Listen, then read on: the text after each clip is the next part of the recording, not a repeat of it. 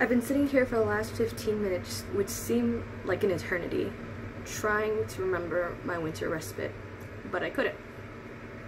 See, I spent most of my winter warming the cold within my heart with the burn of alcohol, while further numbing my mind. And I managed to forget a lot, which, of course, was the intended purpose. However, due to this, there isn't much that I do remember. So I suppose I'll just write about what I do.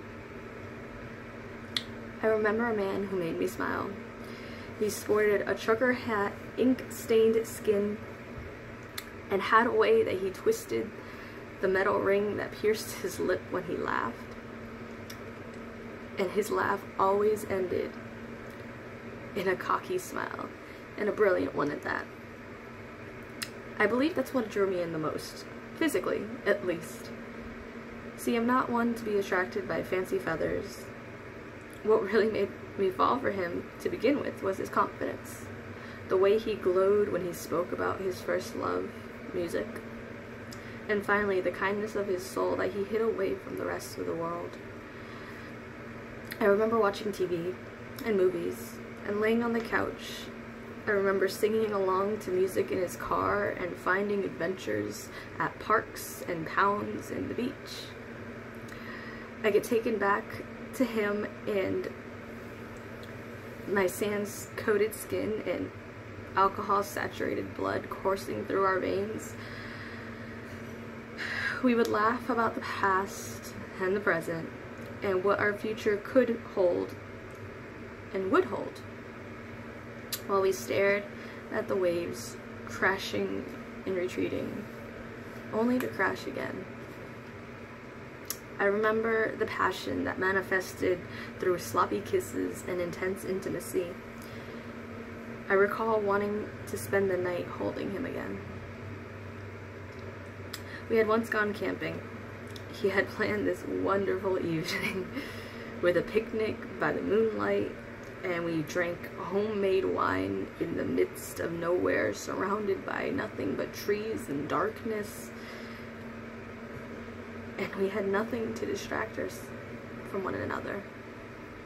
I was captivated by the way that the camp flames danced in the glisten of his eyes. It really was the perfect date. The type you see in movies. Unfortunately, we didn't have that fairy tale ending you'd hope for.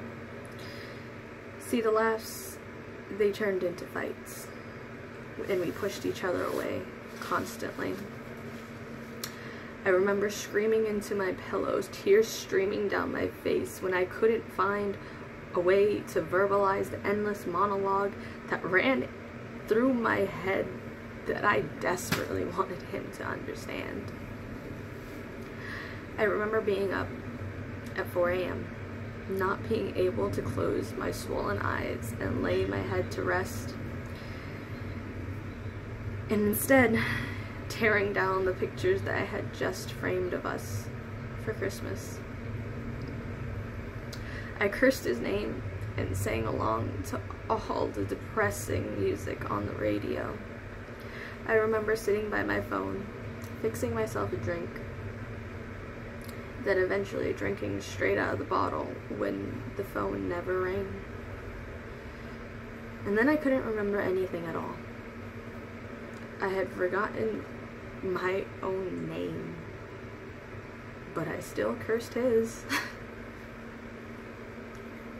I still knew his.